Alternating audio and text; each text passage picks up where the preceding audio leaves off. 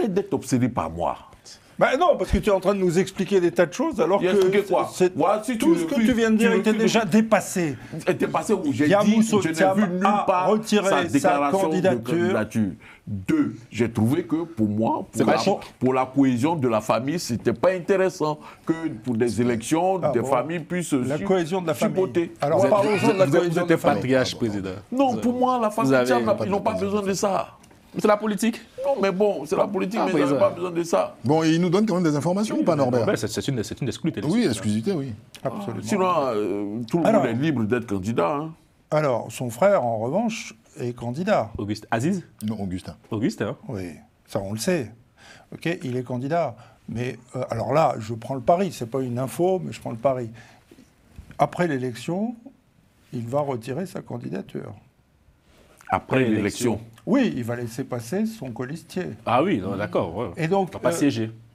Oui. Oui, c'est sûr. Donc voilà. Voilà le petit tour de passe-passe. Alors, Yamoussoou a retiré sa candidature parce que, évidemment, et là, c'est un air de déjà-vu qui nous a bien occupés pendant la campagne de la présidentielle du 25 octobre 2025.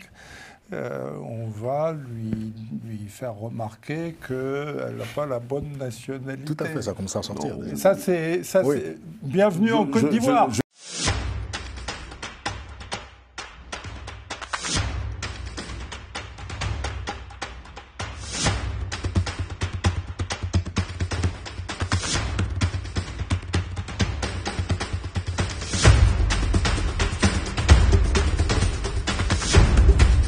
Bonsoir à tous, heureux de vous retrouver pour ce nouveau numéro de la Bande à Carlyle en compagnie de nos chroniqueurs, le président Jean-Paul Auro. Bonsoir, président. Bonsoir, Carlyle. Vous êtes en pleine forme? Oui, ça va. Face aux Amouravides Oh, je suis toujours prêt pour eux.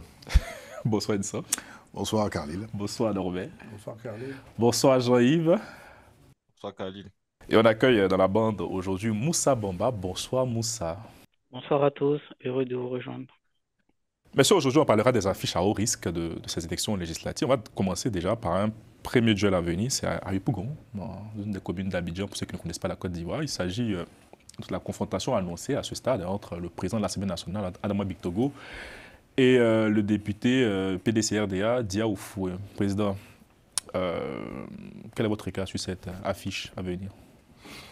Oh, cette affiche semble intéressante. On a déjà, c'est une sorte de, je dirais, de remake de la municipale de 2023. Donc pour moi, ça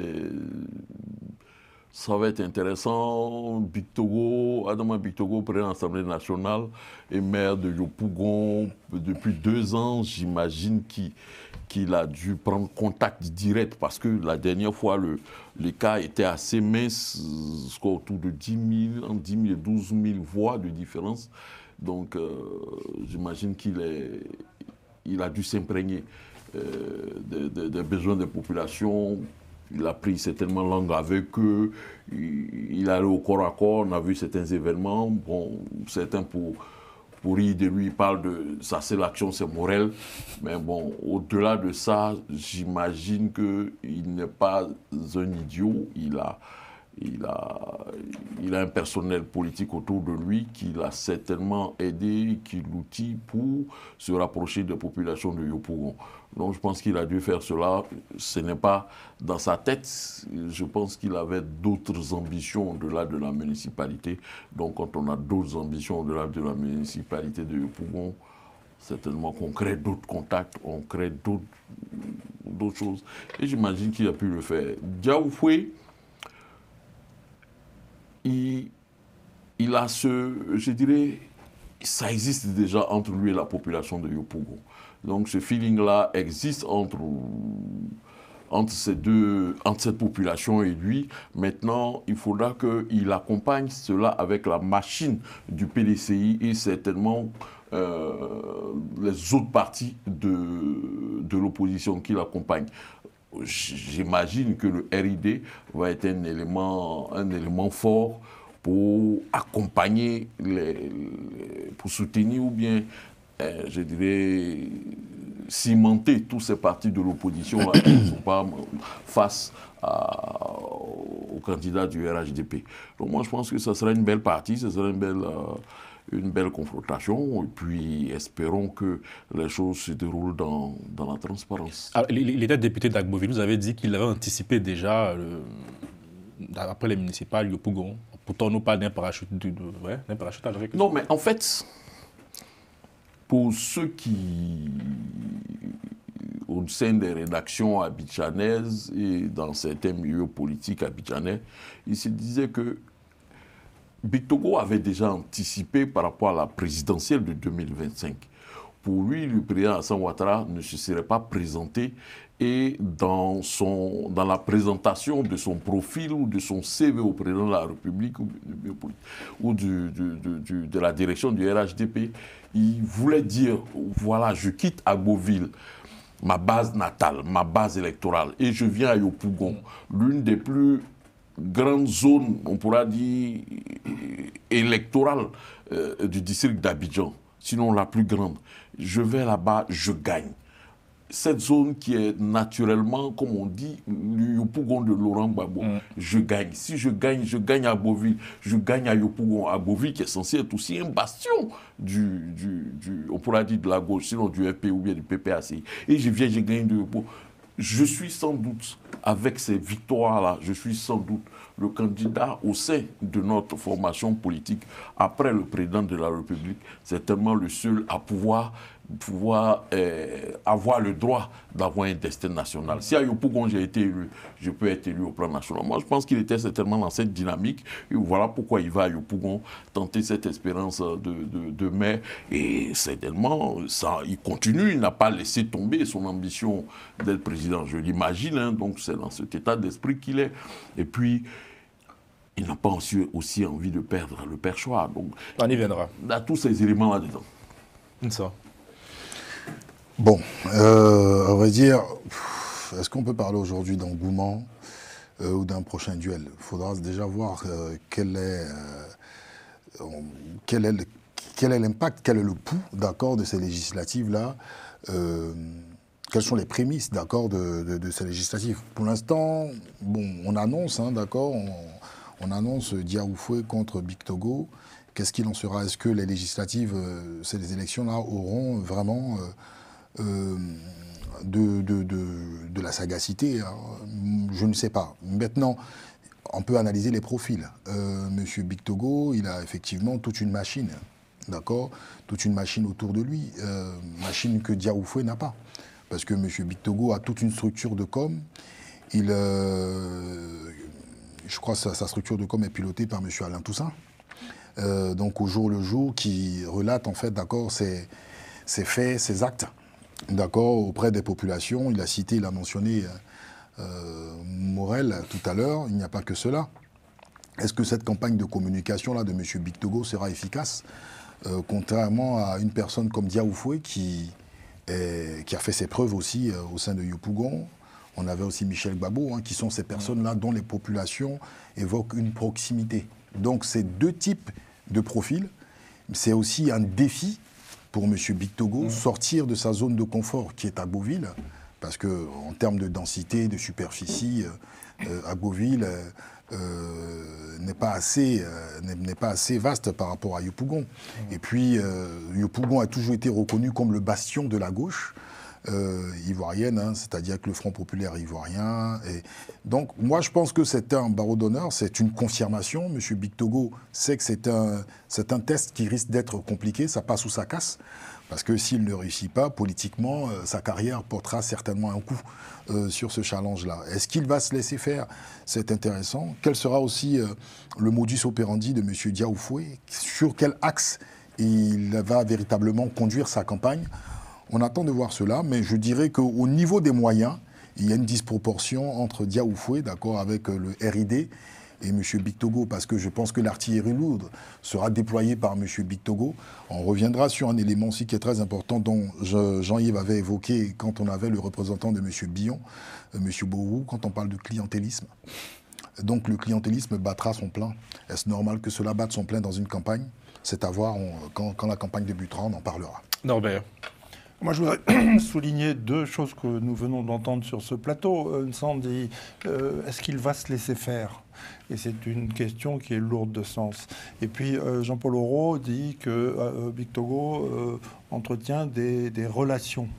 Est-ce que vous êtes gêné de dire les choses? Moi, je vais vous les dire clairement.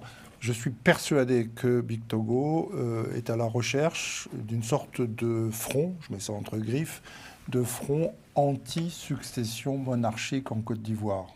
Voilà ce que je pense. Et donc, si vous voulez, à ce moment-là, je vous laisse développer cette idée. Est-ce que j'ai tort ou est-ce que j'ai raison? Il recherche un front anti-succession monarchique en Côte d'Ivoire. Au fond de ton idée, qui est à la tête de la monarchie, qui est le monarque et qui veut, voilà, qui est... Poser la question, c'est y répondre. Hein. Non. Moi, je peux rebondir là-dessus avant que les autres prennent la parole rapidement. Anti-succession monarchique, c'est intéressant parce que il faut savoir que M. Big Togo est actuellement le président de l'Assemblée nationale. Il y a un fait qui est très particulier en Côte d'Ivoire. Lors de son élection, même les partis d'opposition ont voté, ont contribué, bien évidemment, d'accord, à son élection. Ce n'est pas quelque chose qui est commun. Bien évidemment, il va dans une circonscription. Il y a une raison, hein. Vous savez? Des avantages ou... Non, c'est ça, c'est ce que je viens de dire. Alors, la raison Est-ce que je peux donner Oui, bien sûr. Les coulisses de notre DGD. Non, au fait, c'est très intéressant. Merci. La petite histoire, c'est que c'était plutôt Kandja Camara, Madame Kandja Camara, qui devait être présenté au perchoir.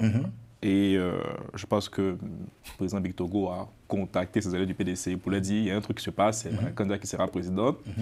Et donc, l'état-major du PDCI, les députés partent informer le président Bédié qui est tout furax. Et du coup, là, s'entament un peu des négociations pour, voilà. En fait, je dirais plutôt qu'il y a eu un front, ce qu'on a pu entendre, il y a eu un front anti-Kandja Camara. Mais ce n'est pas une adhésion totale à M. Big Togo. Président. Alors, non, je n'ai pas terminé. Si le président permet, en fait, effectivement, là, c'est merci pour le scoop. Donc, on sait que Mme Kandia a terminé au Sénat, bien évidemment. Donc, si ce front a été créé, pour qu'il y ait front déjà, il faut qu'il y ait adhésion, bien évidemment, de ce choix-là. Parce qu'ils n'étaient pas obligés, hein, d'accord, les députés du PDCI n'étaient pas obligés aussi de choisir M. Big Togo. Qui l'ait choisi ou pas, ou même que EDS l'ait choisi, il y serait passé. Parce que, naturellement, je pense qu'ils avaient la majorité, parce qu'on a les résultats du vote hein, au sein du Parlement. Donc ce n'était pas quelque chose d'obligatoire. Bah oui, c'était pas quelque chose d'obligatoire. Oui, mais ça a quand même du sens. Non, mais ça a quand même du sens en répondant en fait, d'accord, à la question en fait de Norbert. Parce que ça se voit un peu même dans la répartition des sièges, des postes un peu à l'Assemblée nationale. Oui. On a des députés de l'opposition qui sont très proches de M. Big Togo. Bah oui, mais le président a peut-être une anecdote qui disait que, il y a certains députés qui... Mais donc ce qui corrobore en fait, d'accord, ce qui corrobore, je dirais pas à 100%, l'une des thèses en tout cas sur la question de Norbert. Donc, il y a quand même des partis d'opposition qui ont l'oreille, qui prêtent l'oreille quand même au discours de M. Big Togo. Pourquoi on évoque en fait une anti-succession monarchique? Aujourd'hui, les bookmakers diront naturellement que l'un des potentiels successeurs à M. Ouattara sur un changement, c'est l'actuel ministre de la Défense. Candidat aussi. Hein. Oui, l'actuel ministre de la Défense, candidat à Bobo. Donc, on sait qu'aujourd'hui... un frère, hein. Oui, qui est son frère, oui. Frère. Donc, M. Big Togo, parce que même M. Oro, il a dit quelque chose de très important. M. Big Togo, en 2025, se préparait pour 2025 au cas où M. Ouattara, d'accord, M. Ouattara ne se présenterait pas. Or, nous savons que l'actuel ministre de la Défense est son frère. D'où la notion, en fait, d'accord, de monarchie, même s'il ne s'agit pas d'une filiation, mais d'une filiation père et fils, mais il s'agit effectivement d'un lien familial, donc on peut le sous-entendre comme cela, donc il n'y a pas de complexe à dire. Bien, on va laisser donner la parole à Jean-Yves après, à Moussa. Jean-Yves. Oui, comme on le disait, moi, la dernière fois, moi, je pense que le RHDP, déjà, dans un premier temps, Big Togo a été envoyé je pense à Bobo, comme on l'a si bien dit tout à l'heure, Nissan l'a si bien développé. Il y a Norbert aussi qui l'a dit, je dirais à demi-mot, mais il y a Nissan qui l'a totalement dit. En fait, la candidature de Big Togo, moi, je pense qu'au sein du RHDP, c'est une candidature, c'est un positionnement déjà qui ne fait pas l'unanimité déjà. Donc, le fait qu'ils soient envoyés à Yopougon, c'était pour lui, peut-être pour l'appareil du RHDP, une façon de l'éjecter. Malheureusement pour eux, il y a le PPACI qui décide de ne pas aller aux législatives. Donc, pour Big Togo, c'est comme si, en fait, c'était je dirais, une résurrection. Et donc, là, ça pourrait potentiellement poser problème au cas où Big Togo, effectivement, si Big Togo gagne à Yopougon, cela lui donnerait, le président l'a si bien dit tout à l'heure aussi, une légitimité pour succéder au président Ouattara, parce que Yopougon, c'est quand même un bastion de l'opposition. En plus de ça, c'est la plus grande commune. Donc, pour lui, c'était aussi une façon de faire comprendre à tout l'appareil du RHDP qu'il est légitime à la succession du président Ouattara. Maintenant, je dirais, en termes de force, le président Victory, effectivement, il a financièrement aujourd'hui, parce qu'il ne faudrait pas qu'on se mente, la politique ivoirienne aujourd'hui, là, c'est compliqué de ne d'y arriver, c'est-à-dire d'arriver à à la présidence si financièrement on n'est pas assis. Donc aujourd'hui, le président Victory, il a cette force-là. Donc, financièrement, je pense il peut beaucoup en ce qui concerne la communication, en ce qui concerne cette campagne. Je pense qu'il ne lésinera pas sur les moyens, hein. Il va franchement déployer cette artillerie lourde là pour faire tomber l'opposition à Yopougon. Donc, financièrement, ça sera un gros avantage pour lui. Ensuite, à la suite de ça, on a aussi l'appareil du RHDP qui l'accompagne pour cela. Et je pense que peut-être l'inconvénient qu'il a réussi aussi à combler, c'était le terrain. Mais effectivement, depuis plusieurs années, on observe son rapprochement avec les populations. On a même eu l'histoire des déguerpissements où il a pris position contre le secrétaire exécutif Bakongo. Oui, oui. Ouvertement, voilà, il a ouvertement attaqué, mais il a ouvertement dit qu'il était contre et tout. Donc voilà. Oui, Donc je veux dire que quelque part, il a commencé à se rapprocher, à être dans ce peuple-là. Et donc, là, il a commencé je lui dis, à prendre un peu du terrain sur. Mais malheureusement, malheureusement, les forces de Diaoufo, c'est que lui, sur le terrain, il est présent. Diaoufo, c'est un jeune, c'est une dynamique au sein du PDC. Je pense que c'est une nouvelle figure, c'est une figure, c'est une jeunesse. Et donc, on l'a même vu aussi dans le Front commun, c'était l'une des personnalités du PDCI qui était en avant. Et donc, cela lui a donné aussi quand même un avantage sur le terrain. Malheureusement, je ne connais pas le patrimoine de Diaoufou, mais face à Victoro, voilà, il n'y a pas, comme on le dit, il n'y a pas photo. Mais je pense qu'il pourra quand même s'appuyer sur ce fonds commun-là parce qu'il a eu à mener des actions avec le fonds commun. Si jamais on a des indépendants au sein du fonds commun là, qui l'accompagnent, parce que ce sont des négociations qui peuvent se faire, hein, il pourrait potentiellement avoir un fonds où il va demander, peut-être il va aller faire un démarchage auprès du PPACI pour faire un fonds au sein de Yopougon. Je pense que si jamais ce fonds-là il est mis en place, ça pourrait potentiellement inquiéter Victogo. Sinon, si ce n'est pas fait, moi, je pense que ça serait un boulevard, comme on l'a dit, pour le président Victogo. Moussa, Moi, moi, je suis même pas dans l'hypothèse, moi, en ce moment, vu le désistement du PPACI pour participer à ces élections-là. Pour moi, il y a un boulevard. Il y a un boulevard pour M. Bictogo à Yopougon. Faut pas oublier que durant les législatives précédentes, c'est-à-dire pour 2021, l'écart entre la coalition PDCI EDS contre le RHDP n'était pas aussi grand que ça. Donc ça, c'était contre le ministre Kafana. M. Bictogo est arrivé de façon spectaculaire. En peu de temps, il a réussi à s'imposer devant le PPACI dans le Yopougon de Gbagbo contre Diaoufri. Aujourd'hui, sans le PPACI, moi, je ne vois même pas je vois pas une confrontation, hein. La confrontation même n'existe pas pour moi. En ce moment, Diaoufri, on va dire en ce moment, l'enjeu en ce moment à Yopougon, c'est de voir comment est-ce que euh, en fait, l'effet de charme va se manifester. Sinon, si on doit seulement compter sur les personnages, c'est-à-dire les candidats qui sont présentement à Yopougon, pardon, Big Togo, et au lieu de sa victoire, en plus du temps qu'il a pris pour s'ancrer au niveau de la population, les moyens qu'il a au niveau de Yopougon, cette discussion n'existe pas. En plus de cela, c'est colistier cette année, c'est plus, on va dire, le menu frottin qu'il y avait avec comment dire, Monsieur Kafana. le ministre Kafana. Maintenant, il y a le Il ministre, appréciera. le ministre, C'est vrai, le la ministre, famille. le ministre Diawara et on va dire le maire adjoint qui aussi a un ancrage au niveau de la population dans certains quartiers où le RSDP a pignon sur rue, je veux dire Ouassakara, Provodé et consorts. Donc cette année, sans le PPACI, Diaoufoué, moi je vois pas le débat là en ce moment. Le ministre, le président Bictogo a un boulevard devant lui. Il faut pas forcément aussi être trop dans la confiance, mais on va dire trop, on va dire, faut pas trop être un but là, mais sincèrement, il y a pas vraiment de grandes difficultés. Il suffit de mettre l'appareil du parti à disposition et en plus de ce qu'il a en lui-même comme moyen, pour moi, le chemin est tracé, quoi. Voilà. Le chemin est tracé pour le ministre du Togo. Je vais juste rebondir sur un propos de Norbert, soi-disant sur un certain fonds anti-succession monarchique. Il ne faut pas oublier que, en fait, c'est le président Ouattara qui envoie Adama Bictogo à Yopougon. Donc, c'est un choix du président Ouattara.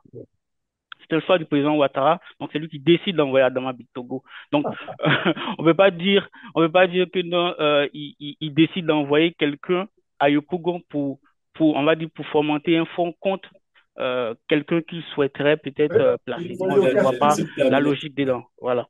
Après, derrière, vous pouvez réagir, mais moi, je ne vois pas vraiment la cohérence à ce niveau. Moi, il n'y a pas de fonds anti-Ouattara.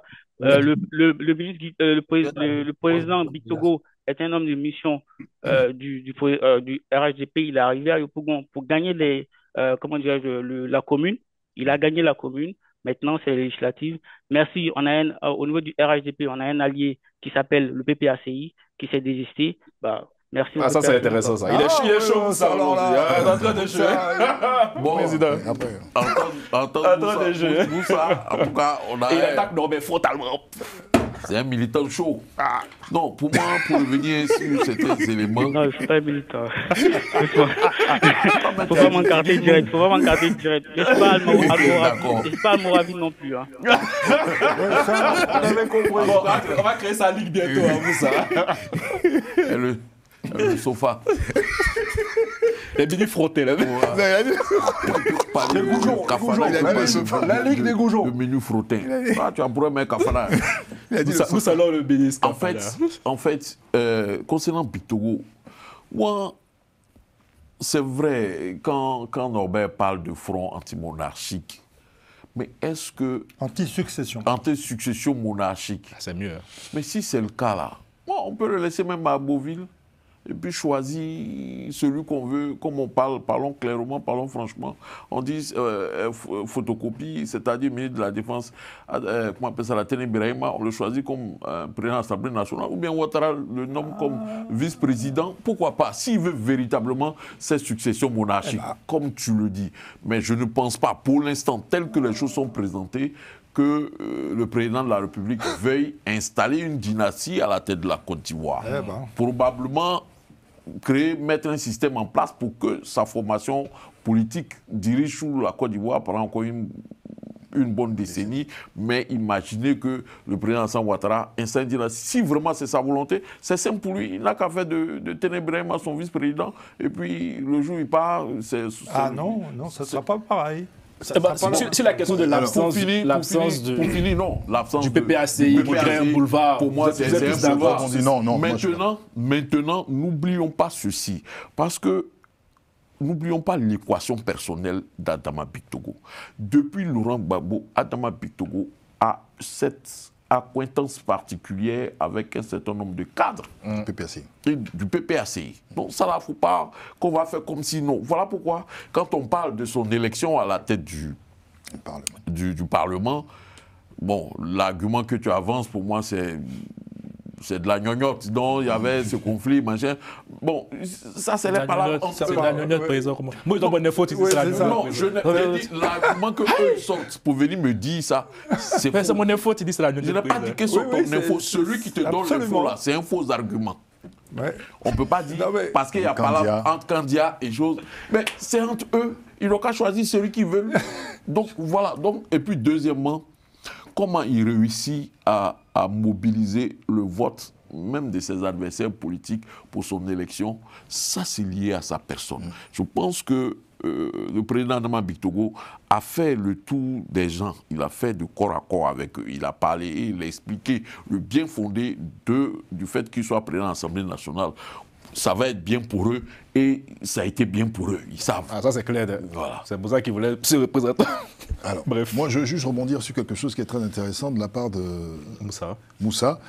Et, en ce qui concerne le boulevard en fait, fait par le PPACI, moi, je n'y crois absolument pas parce que l'expérience en fait, de M. Bictogo au niveau du Yopougon, c'est pendant les municipales.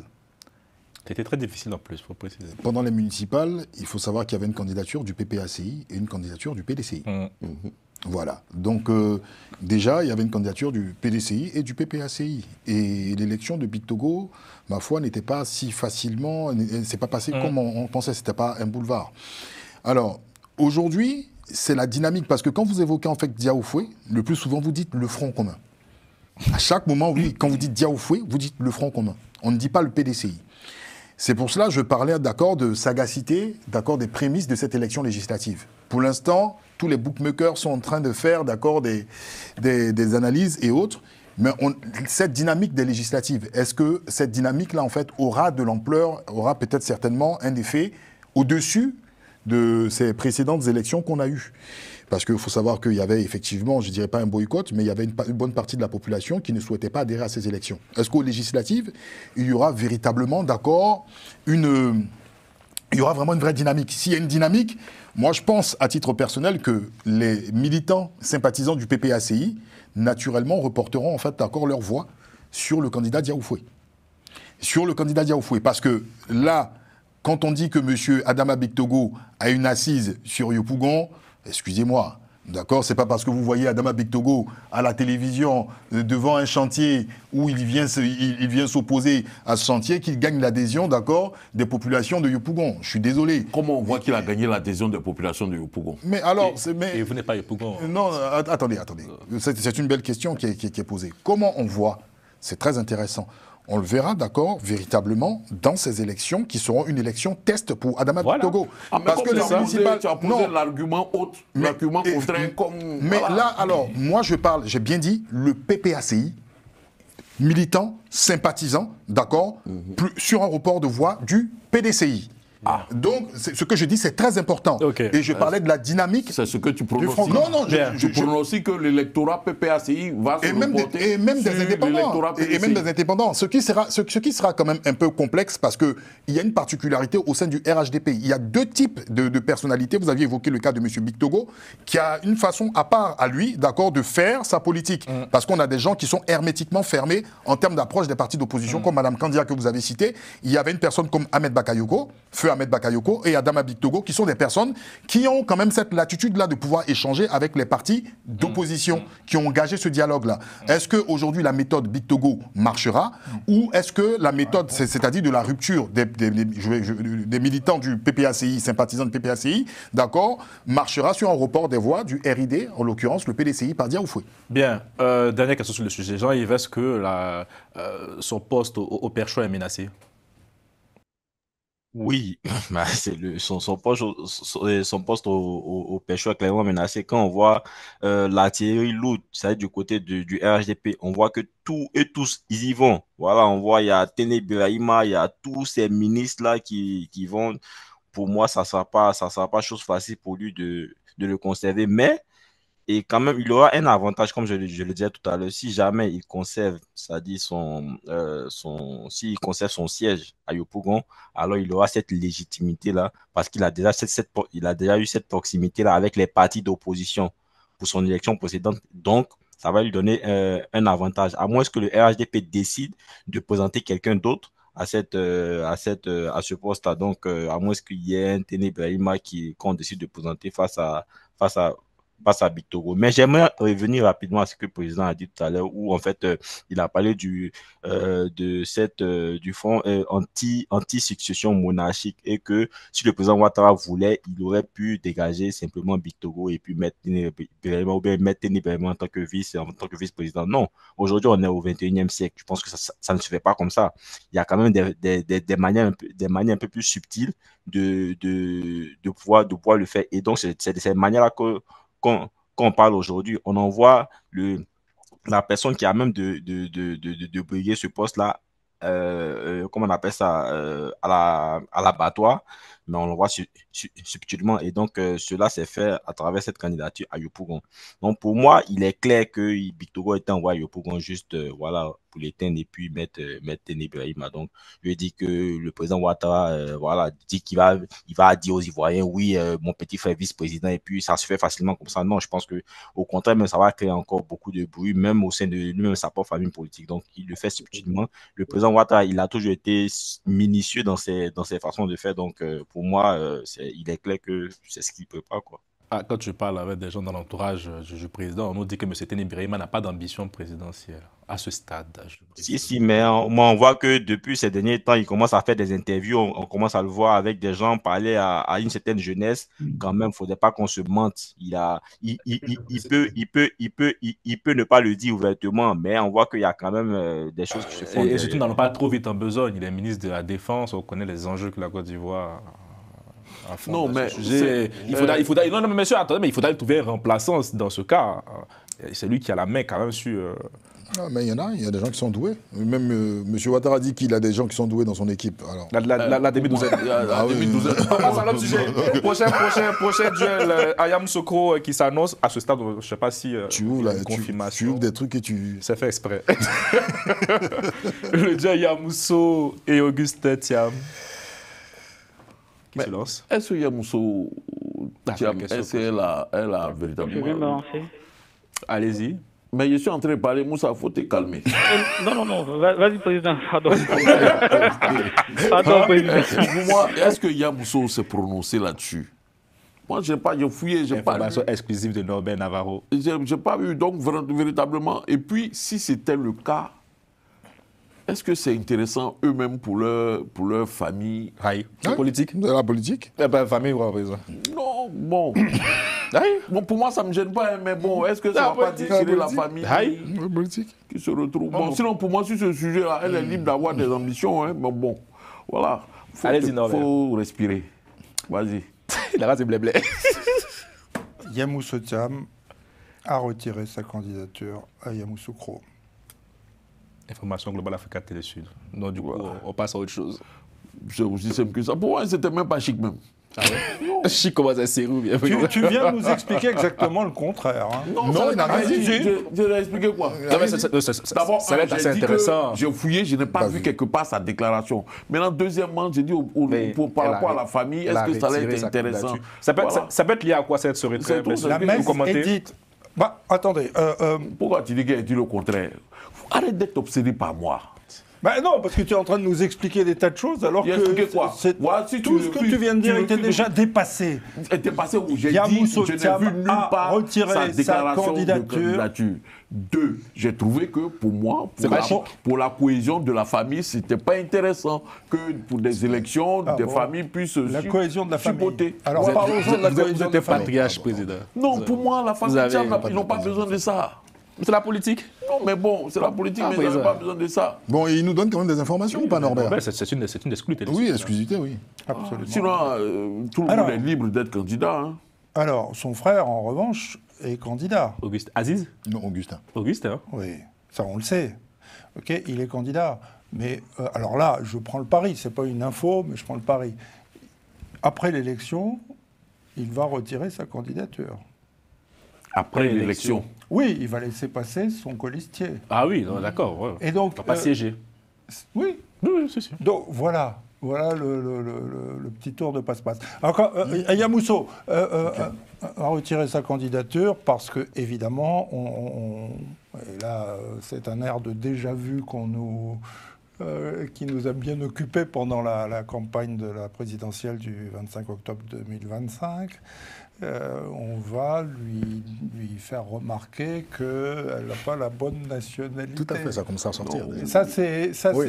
bienvenue en Côte d'Ivoire. Je ne Alors, pense pas. Je ne pense pas. Non, En mais, fait, ils ont c'est commencé à pas sortir. il vient d'apprendre- Il termine, et vous avez la parole après. Il faut se faire il circuler. vient d'apprendre une information, mais il a déjà un avis là-dessus. Alors je vais essayer de terminer. Donc, quand si tu donnes c'est une possible. information, on va à la maison, on s'assoit devant sa table, on sort son tablier, on nous fait une réflexion de 2-3 heures et on revient répondre. Non, mais moi je t'invite à faire l'inverse, c'est-à-dire à venir sur ce plateau avec des informations exclusives. J'attends. Ça veut dire, toutes les semaines, je viens, mais je n'entends. Tout le monde ne parle pas aux grandes oreilles comme toi. Donc, Lesquels? Les grandes oreilles de la République française. je suis l'homme qui murmure à l'oreille de la République française. C'est trop d'honneur. Ou trop Je peux- Je voulais juste dire Oui, président.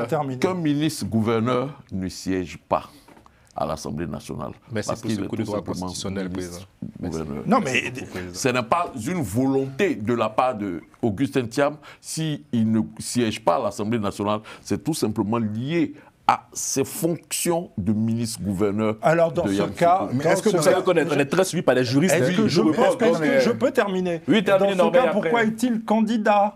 Mais il y a Pourquoi? des- il y a des C'est ministres aussi qui simple sont que ça. candidats. Tous les Non, ministres sont je suis candidats. désolé. Pourtant, il ne siège pas. Alors- Comment il s'appelle Ténébrema, dont on parlait tout à l'heure, il est ministre. il va pas siéger. Il est candidat. Il ne va pas siéger. Tous les Mamadou est candidat, il ne va pas siéger. Tous les ministres, quasiment, sont candidats, ils ne vont pas siéger. Mais il y a tromperie sur la marchandise. Il y a pas tromperie. On s'adresse à des électeurs, on leur propose il y a d'élire pas tort. quelqu'un qui n'a pas le droit de siéger. Enfin, et vous trouvez ça normal? Moi, je dis une chose, c'est que tu ne veux pas que Même en qu'on France, parle ici, de la cohésion. il y a de des ministres qui sont députés. Quand ils ne siègent pas, Président, voilà, laissez-le- le suppléant président, siège. Il n'y laissez-le a terminer. aucun moyen de terminer une phrase Terminez, avec, terminez, Norbert. avec le Sont pas président exactes. Ami sur le, Bon, sur c'est- le plateau. Je disais donc que Yamoussoukro Thiam,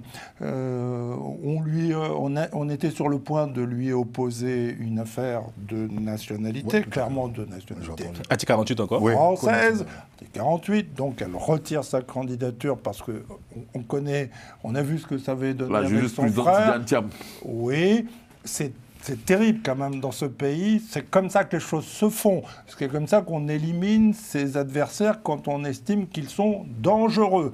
Bien, quant à son frère, on le présente quand même en sachant qu'il ne peut pas siéger. Et là, il y a tromperie sur la marchandise. Bon, écoutez, si vous trouvez que tout ça, ça vous fait sourire, ça fait sourire le président, ce genre de petite manip, cette tambouille électorale qui est préparée dans les arrière-cuisines, si vous trouvez qu'elle a de quoi faire sourire, eh ben, c'est pas du tout mon avis. Moi, j'ai une question aussi. Bon, Avant que Moussa. Moussa, non, c'est juste une question J'ai pas pour, beaucoup même pour parlé. tout le monde. Oui. J'aurais appris, hein, d'accord, je ne suis pas sûr, et ça c'est bien pour les téléspectateurs, tous ceux qui nous suivent, en fait, que les tests en fait, de la Chambre des rois, d'accord, des rois et chefs, Voilà, c'est ça. et autres, il y a un test qui indique, je n'ai pas l'alinéa ou l'article, en fait, qui indique que normalement, quand on est chef ou roi, on est représentant dans cette chambre-là, en fait, on ne peut pas en fait se présenter à un mandat électif. C'est ce que je viens de dire. Hein. Un mandat électif. Là, je ne parle pas de ministre-gouverneur, je parle de chef ou roi. Et je pense qu'il siège, effectivement, Augustin Thiam siège. Oui, c'est ça. Voilà, au sein de cette chambre. C'est de Donc, ça. voilà, Vraiment, c'est la République, c'est même, il y a des, c'est il y a des pour que chacun privilèges. creuse, voilà. Tu es ministre-gouverneur, tu es chef du village, chef de canton. Ce que je sais, Oui. c'est qu'un ministre-gouverneur ne peut pas siéger à l'Assemblée. Au nom Il est même du il est gouverneur, il y a la question de ministre. En tant que l'incompatibilité. parce qu'il est Oui, ministre. Oui, mais il y a tant une que question de chef compatibilité coutumier, aussi. il ne pouvait pas Moussa, présenter. prenez la parole, Non. sinon ça va En être France, compliqué. si les ministres qui sont Caroline. élus députés ne siègent pas je non plus. C'est comme ça, partout. Je veux rappeler à Norbert deux choses. Quand on va à la guerre, on va avec ses meilleurs éléments. D'accord? Le RHDP, À la guerre. peu À la guerre. importe. À la guerre. C'est une illustration. C'est ce qu'on appelle une Ah, illustration. d'accord. Donc Voilà. c'est C'est une la image, guerre. La Norbert. politique, c'est la guerre. Oh, Merci, Moussa. Un almoravibili, je sais pas comment dire ça. Mais bon, Oui, euh, c'est pas. Ouais. Donc, lui, je pense qu'il suivait les lorsqu'on va émissions à la sur bataille, YouTube. on va avec ses meilleurs combattants, ses meilleurs chevaux. Le RHDP, Ah bon, alors c'est un Euh, cheval maintenant. peu importe le poste que la personne siège ou pas, le RHDP présente les meilleurs candidats dans les circonscriptions où les candidats qu'il pense, on va dire, qui pourront rapidement, facilement remporter les sièges. Donc, que ce soit Tene Birahima ou même le Premier ministre Beuré Mambe à Songon ou le ministre Ahmed Hams Koulibaly à Korogo, si ces personnes sont élues, elles ne vont pas siéger. Mais le RHDP place ses candidats qu'ils pensent être les plus susceptibles de De remporter, gagner les sièges. comment Voilà. dirais-je, ces postes. Voilà. Deuxième chose, concernant Yamsoko, effectivement, moi, je pense que ce duel-là, c'est vraiment hypothétique. C'est même pas l'article 48 qui élimine Madame Yamousso. C'est dommage. C'est la loi, mais voilà, elle est dure. C'est pas de la tambouille politique. L'article 71 du Code électoral de 2020, nouveau, dit son article 71 que toute personne qui s'est déjà prévalue d'une autre nationalité ne peut pas être député en Côte d'Ivoire. C'est valable pour Yamousso, c'est valable même pour le ministre Thiam, même, pardon, pour Tidiane Thiam lui-même, même si aujourd'hui il est, on va dire, ivoirien à part entière. Donc, ça, c'est, c'est regrettable, mais c'est la loi. Pour aussi son frère Augustin, moi, j'apprends ici qu'il siège à la Chambre des rois et chefs traditionnels. Moi, c'est une information, je ne sais pas. Oui, c'est Oui. vrai. Je Non, n'en est-ce suis qu'il pas, siège? Je ne sais pas. je n'en C'est suis bien pas sûr, si sûr, il est le chef mais traditionnel des Akoué, mais je ne effectivement, suis pas sûr qu'il lorsqu'on prend siège. l'article 7 de la loi concernant, comment dirais-je, cette institution-là, normalement, une personne qui a ce statut-là ne peut pas prétendre à un poste électif. Et c'est Donc, pourtant le cas. Et c'est voilà. pourtant le cas. Donc, pour moi, c'est même ce duel-là, je ne vois. Pour moi, c'est même pas le duel qu'il y a, comment dirais-je, à Yamoussoukro. À Yamoussoukro, je ne connais pas encore la liste des, on va dire le duo, le ticket de Yamoussoukro, mais si c'est KKP pour le PDCI et le ministre Souleymane Darasouba pour le RHDP, c'est ça le vrai duel en fait. C'est la troisième mi-temps, on va dire, de ces deux-là, parce que on se rappelle que le ministre Darasouba avait gagné les législatives. Durant les municipales, KKP a gagné. Et maintenant, c'est le troisième tour, on va dire, c'est le troisième tour de cette bataille-là. Donc, c'est là le duel. Euh, la bataille entre les Tiam, là, pour moi c'est sans objet et c'est sans intérêt. Voilà. Merci beaucoup, Moussa. Jean-Yves. Oui, ben, Moussa, tout à l'heure, Moussa a dit que lorsqu'on va à la bataille ou à la guerre, en fait, on envoie ses meilleurs éléments. Je suis d'accord. Mais en fait, il faut envoyer ces meilleurs éléments là dans les limites de la loi et de l'éthique pour moi. C'est-à-dire, on ne peut pas, on sait que les députés sont les représentants du peuple. On voit un député se présente au peuple, en fait, c'est-à-dire, il se vend, comme Nobel le disait tout à l'heure, en fait, il se vend au peuple comme étant la personne qui va représenter les intérêts de ce peuple-là à l'Assemblée nationale. Du coup, on ne peut pas venir se vendre, on ne peut pas venir dire que c'est moi qui serai, bah, je serai là, je vais vous représenter et demain, on verra une autre personne. Et donc, moi, je pense que l'idée d'envoyer tous ces ministres, tous ces cadres-là, comme on le disait tout à l'heure, on l'a dit à demi-mot, hein, c'est fait du clientélisme politique. En gros, on envoie des gens, des personnes qui sont proches du président pour intimider, bon, pour en fait emmener ces populations-là à leur accorder leur voix et par la suite, qu'est-ce qui se fera derrière? Voilà. Moi, je me souviens, je vais le redire encore, on a le député maire de Bingerville qui, sur un plateau de télé, l'a dit. Si je n'étais pas être venu au RHDP, on n'aurait pas ces infrastructures qu'on a ici aujourd'hui. Et donc, aujourd'hui, ce vocabulaire, il est devenu, je pense qu'il est devenu même, il est devenu tellement courant qu'aujourd'hui, on trouve ça normal.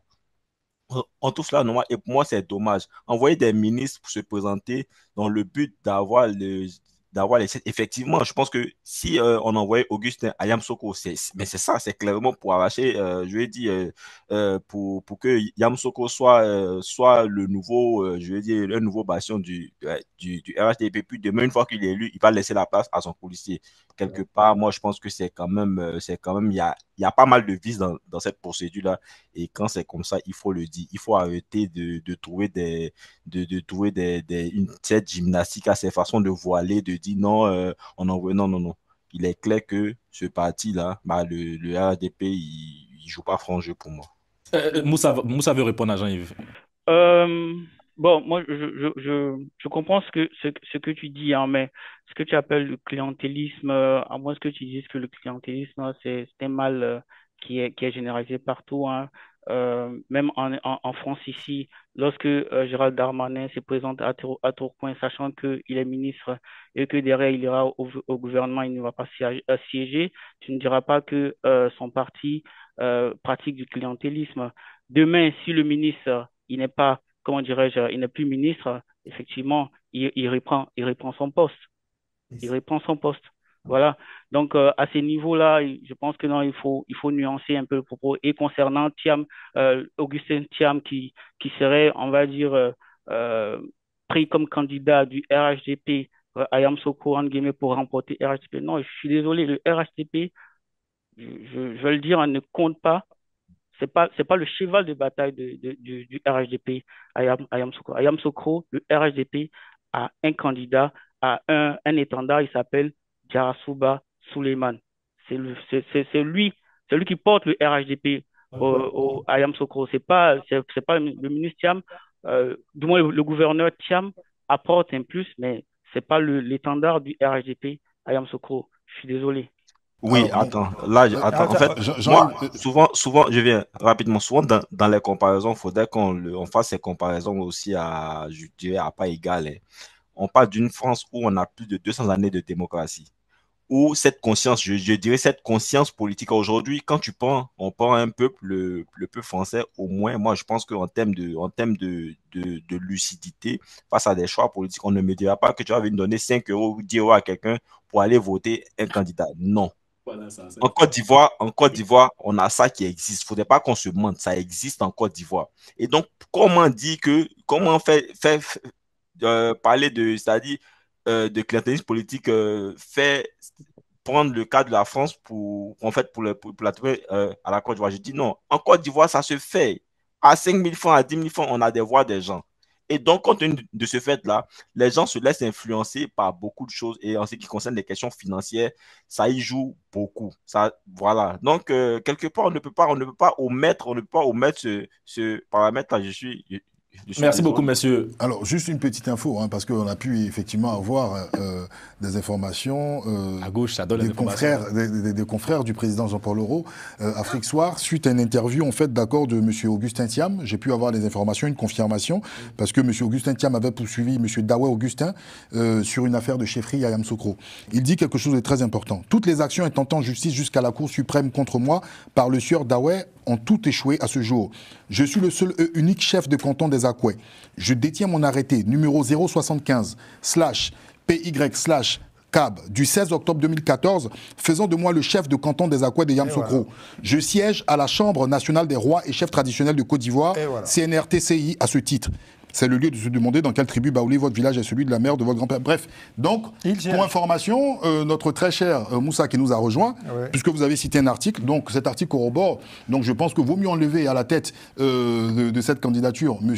Augustin Thiam, voilà, et M. Jarasuba se présentera. Mais c'est bien pour éclairer la lanterne de tous. C'est un duo. C'est un duo. Ah non, mais même que ce soit un duo, en fait, là, le duo n'existe plus. Moussa, le duo n'existe plus, parce que vous avez cité un article. Non, je vais dire, on a juste juste en guillemets, à remplacer la personne qui n'est pas éligible. Voilà. Vous pensez que le HDP ne savait pas. Et donc, ce qu'on vient de citer, ça, c'est une petite partie. Hein. Il y en a eu les torts. Non, mais il faut citer cette Vraiment, faut apprendre à écouter Norbert. Oh, président. J'ai dit, et je reprends, j'ai dit, je ne sais pas si Augustin Thiam siège au sein de la Chambre des rois et chefs traditionnels. Et maintenant, ce que je sais, c'est qu'il est le chef des Akoué à Yamoussoukro. Okay. Ce n'est pas tous les chefs traditionnels qui siègent. Il y en a qui sont chefs traditionnels, mais ils ne siègent pas nécessairement à la Chambre des rois. Deuxièmement, ce n'est pas illégal. Ce n'est pas contre la loi qu'un ministre soit candidat. Un ministre soit candidat aux législatives. Nulle part dans le monde. Oui. Donc, ça ne pose pas, ce n'est pas de la tambouille qu'un ministre aille aux élections législatives. Il a parlé de l'éthique. Il a parlé de l'éthique. Non, il ne parle pas de toi en fait, il parle en fait. Même du point de vue de l'éthique, Rien, il n'y a rien d'immoral. Parce qu'en fait, on se présente en tant qu'individu, pas ministre. Voilà. Et troisièmement, essayons de regarder quelquefois les choses avec un peu de froideur, de lucidité. Ces ministres, ils sont tous candidats là. Vous allez voir, hein, bientôt, c'est pas sûr que tous reviennent au gouvernement. Ça c'est vrai aussi. Il faut préciser. Préparer la suite. Même en France, hein, c'est comme ça. Même en France, il y a d'autres qui ont perdu leur poste. C'est vrai. S'ils reviennent, et puis en plus de cela, très souvent, les présidents élus les menaces disent si tu n'es pas capable de te faire élire dans ta circonscription, dans mon gouvernement là, tu n'iras pas dedans. On l'a vu en France. Non, il y a tous ces éléments. Pourquoi voir dans le fait qu'un ministre fasse acte de candidature aux législatives, voir dans ça de la magouille? Non, mais je pense que c'est au niveau de la perception, en fait, d'accord, des populations qui n'ont pas cette maturité politique. Parce que le clientélisme dont tu parles, moi j'ai eu le cas, même pas de quelqu'un qui est ministre, mais on a eu Sami Méry, j'ai vu des images de Sami Méry à Lakota en train de distribuer des billets de banque aux gens. Et ça, en Côte d'Ivoire, c'est monnaie courante. On a eu M. Ahmed Bakayoko. La chaîne conscience. Voilà, on a eu M. Ahmed Bakayoko à Bobo aussi, en plein meeting le faire. Personne ici n'applaudit la chaîne conscience, personne. Non, ici, c'est pour ça qu'il parle de la maturité. Personne ici sur ce plateau-là ne salue ça, n'applaudit ça. Tout à fait. En fait, pour corroborer ce que Jean-Yves dit, c'est la perception. C'est la perception dans son esprit, tout des populations. Est malveillant. Bon, vas-y. Ça lui donne un peu d'argent, papa. J'ai jamais dit non, ça. moi je me souviens. Jamais dit ça. Je me souviens de cette phrase mythique du président Laurent Gbagbo en 1990. Il dit s'ils viennent battre campagne, ils vous donnent de l'argent. Prenez, bouffez, c'est votre argent. Oui. Moi, je vais dire ça aux Ivoiriens. Si des gens viennent battre campagne pour être députés, prenez cet argent-là, bouffez, c'est votre argent, c'est pas leur argent. Bien, c'est l'heure de la revue de presse. On va regarder un peu la une de certains journaux, on va essayer de commenter l'actualité. On va mettre la une de l'intelligent d'Abidjan. Stéphane Kipré défie Gbagbo, c'est l'avenir. Vous avez des infos dessus, Président, vous qui êtes... Sur ce plateau, j'ai souhaité sa candidature. Et j'espère que c'est le cas. Norbert? Non, j'ai pas d'infos. Vincent? Aucune info. Jean-Yves? Moi, j'ai vu sur Facebook, je crois, il y a une publication des gens qui appelaient à sa candidature. Et je pense que dans la politique ivoirienne, c'est monnaie courante où, en fait, on donne l'information à un cercle restreint et puis à eux maintenant de faire un travail pour essayer de voir est-ce que cette candidature a l'adhésion populaire. Je ne dis pas que c'est vrai. Je ne dis pas que c'est vrai, mais je dis que c'est quelque chose qui pourrait potentiellement, c'est une chose sur laquelle on pourrait potentiellement causer, parce que j'ai vu effectivement des gens qui appelaient à cette candidature en disant que voilà, ils demandent à Stéphane Kipré d'être candidat, parce que voilà, c'est lui seul qui peut faire barrage, voilà, et tout le vocabulaire qui va avec. Donc je pense que quelque part, mais compte tenu de ce journal, on sait, voilà, c'est un journal qui est proche de... Respectez s'il vous plaît, les confrères. Merci. Donc, moi, je pense que aussi, ça peut être une manip politique pour essayer de créer cette division-là qui voilà, au sein du PPAC. Donc, je pense que toutes les options, ou bien du moins toutes les hypothèses sont à creuser, mais je n'écarte pas cette possibilité-là. En tout cas, c'est le dernier jour aujourd'hui, le dépôt des candidatures. Donc, on sera situé là à la fin du tournage et tout. Ils ont prorogé, non? Moussa. De 2 jours. Non, aujourd'hui 20h. Moi, je trouve que c'est une bonne chose. Hein. Je ne sais pas dans quelle circonscription. C'est Dalois. C'est un département Dalois sous préfecture de Gbogui. Ah, c'est chez moi là-bas. D'accord. C'est une bonne chose. Bon, c'est Dalois. Ça va créer. Est-ce qu'on peut expliquer à Moussa qu'il ne faut pas prendre pour argent comptant les informations de l'avenir? Sous réserve. Comment? Est-ce qu'on peut t'expliquer qu'il ne faut pas forcément prendre pour argent comptant tout ce que raconte l'avenir? Là, on est juste en train de faire des hypothèses. Moi, l'hypothèse, on suppose que c'est une information qui est avérée. Pour moi, c'est une bonne chose. Non. Ça va créer un peu on suppose. Laisse-le faire ça. Mais laisse-le, il suppose. C'est pas lui, c'est pas lui. Mais laisse-le. Mais je ne sais pas pourquoi il veut. Il a le droit, n'est-ce pas? Il suppose. Il a le droit. Il dit je suppose. Oui, mais il a le droit. L'intelligence Président Rolex, je sais me défendre. Merci en tout cas. Mais je veux dire à M. Norbert, je sais faire la différence et je sais analyser. Hein. Donc, si l'information est avérée, ça se saura. Sinon, voilà. C'est juste une fake news et puis on avance, quoi. Moi, je trouve que c'est une bonne chose, c'est bon pour la vitalité politique en Côte d'Ivoire et puis c'est tout. Merci Moussa. Président. L'intelligence d'Abidjan.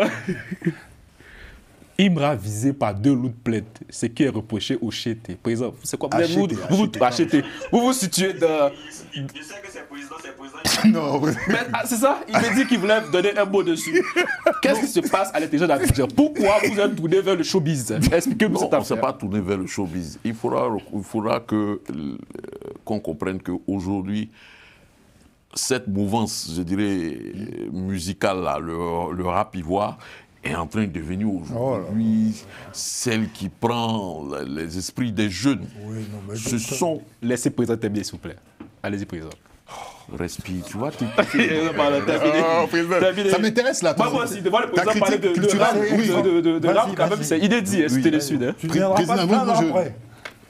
Donc, dans cette situation, c'est tout à fait normal qu'un quotidien qui est le reflet de la société ou le reflet de l'histoire d'un peuple ou d'un pays ou d'une société à l'instant, c'est-à-dire la photographie de l'esprit de la société à l'instant, puisse parler de ces choses parce qu'on a l'habitude de voir que ce journal ouvre d'habitude sur la politique. Mais aujourd'hui, c'est un fait.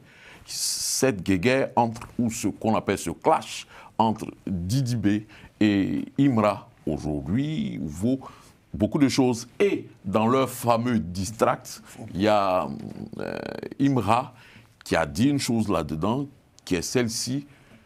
Par rapport à David. Par rapport à David Monceau. Voilà. David Monceau m'a fait coucou, je l'ai bloqué. Ouais. Parce que... Ça sous-entend. Il était suspecté, l'autre dans sa distract avait dit que l'autre était homosexuel. Oh là là! Donc ça, le concerné, David Monceau, par le biais de ses conseils, a porté plainte à Abidjan. Je note que pour l'instant, Imra est il est à Abidjan. Non, il est à Dubaï. Non, il est à Abidjan. Je confirme. Il est à Dubaï. Vous savez qu'écrit le journal? Non, hier, il était à Abidjan. Bon. J'informe qu'il est à Abidjan. Au moment où on écrivait, où Charles Kwasi écrivait le papier... Que nous saluons Charles Kwasi. Voilà. Imra était à Dubaï. Donc, il y a une plainte qui a été déposée à Abidjan par le biais de ses conseils, ses avocats, pour diffamation et injure publique. C'est un homme public, c'est un père de famille. Nous savons qu'aujourd'hui, dans le contexte ivoirien, ce n'est pas très intéressant. On n'est pas en France où, voilà, en Côte d'Ivoire, dit que quelqu'un est ceci, ça peut porter préjudice à son image, et c'est un homme d'affaires, il est patron d'une chaîne de télé, il est producteur d'artistes, il est manager d'artistes, ce n'est pas aussi bon d'une certaine façon. Donc, et la deuxième plainte, elle est faite ici à Paris contre Imra. Merci beaucoup, Président. Pour aller plus en profondeur, on vous invite à vous procurer l'intelligence d'Abidjan. Oui. C'est une exclue. Hein. Je peux dire un mot, parce que, en fait, la revue de presse Afrique, je connais un peu. Hein, donc, tu vas nous gaver encore avec ça, là? Simplement dire une chose. Non, c'est très important ce qui est en train de se jouer. C'est hallucinant. Il y a des gens qui viennent d'entendre le président nous expliquer tout ça. Et c'était très, très savant. Il est très informé. Hein. En réalité, je doute fort que Alafé Ouakili, le patron de l'intelligence d'Abidjan, ait l'intention de tourner son journal en closer ou voici. Je ne pense pas que ça soit le créneau marketing qui l'intéresse. En revanche, il y a un sujet qui est beaucoup plus important, c'est celui de la jeunesse ivoirienne, de la bataille de la jeunesse. J'ai dit ici sur ce plateau, et je le maintiens, que le candidat à l'élection présidentielle 2025, Alassane Ouattara, avait perdu la bataille de la jeunesse. Et ça, cette une-là, c'est une tentative extrêmement maladroite d'essayer de récupérer, de reprendre cette bataille pour essayer de récupérer la jeunesse. On passe par tous les moyens, y compris les plus inélégant en essayant de faire devoir sortir répondre. du Bien sûr, formol président. Bien sûr, des gens que personne ne connaît, dont Ibra. tout le monde se fiche éperdument. C'est pas comme ça qu'on obtient la bataille de la jeunesse, qu'on gagne la bataille de la jeunesse. On gagne la bataille de la jeunesse en réussissant ses fonctions, en réussissant son mandat, puis son second mandat, en laissant la place aux générations suivantes, en ne s'accrochant pas définitivement au pouvoir pour désespérer la jeunesse ivoirienne. C'est ça le vrai sujet. Et c'est pas avec des rappeurs qu'on va pouvoir remonter la pente. Juste pour expliquer à M. Norbert, qui est dans, je sais pas, une sorte de dépit, mais il faudrait qu'il comprenne une chose, Norbert. Le journal L'Intelligent d'Abidjan est un journal indépendant. Ce n'est pas le journal de RDR, encore moins du président Alassane Ouattara. C'est le journal, comme tu viens de le dire, qui appartient à un journaliste qui a flairé le coup qu'il fallait qu'il crée un journal. Et il a créé son journal. Le journal aussi est une entreprise, c'est-à-dire gagner de l'argent. Au-delà de vendre l'information, de donner l'information, on vend du papier. L'encre et le papier que tu vois là, ça se vend. Aujourd'hui, pour un patron de presse qui est aussi un chef d'entreprise, il est bon pour lui de vendre son papier. Et je te dis au-delà de l'info, parce que je te donne, ce journal donne 2 infos, ou bien une info dans laquelle tu peux respirer. Terminé, président. Dans laquelle il est dit ceci. Ouais. Imra, dans sa chanson, a indexé Monsieur David Monceau, voilà, en disant que ce monsieur lui a fait un coucou, il l'a bloqué. Parce qu'il voulait dire que ce monsieur était notoirement connu pour son orientation sexuelle. Bien.